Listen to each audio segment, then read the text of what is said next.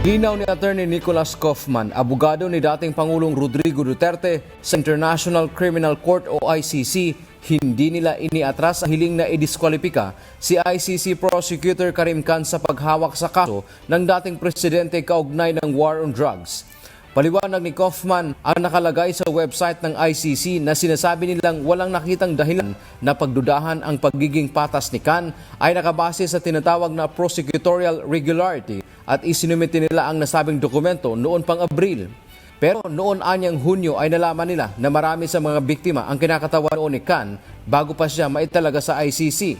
Kaya naman nang malaman nila ito ay muli nilang iginiit na madiskwalipika si Khan. At the end of June, we were suddenly disclosed the motion that he'd filed on behalf of the victims that he had represented. He presented more than 100 victims.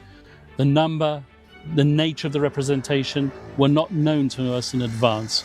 That's why we have reintroduced the request for the disqualification of the prosecutor.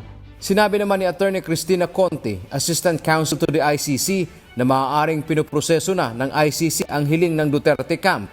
Inaksyon na kasi niya ito at hanggat wala pang formal withdrawal na isinumite sina Attorney Kaufman ay tuloy ang pagproseso rito. Kaya lang procedurally, abay kailangan mong mag-submit ng formal withdrawal of the request. Hindi pwedeng, ay okay na pala, okay na kumbinsin na pala ako. At sa pamamaraan yon ng isang komento o sagot sa isang submission, dapat formal ang withdrawal. Dante Amento, UNTV, News and Rescue. Diyos ang aming sandigan, serbisyo publiko ang aming pinahahalagahan.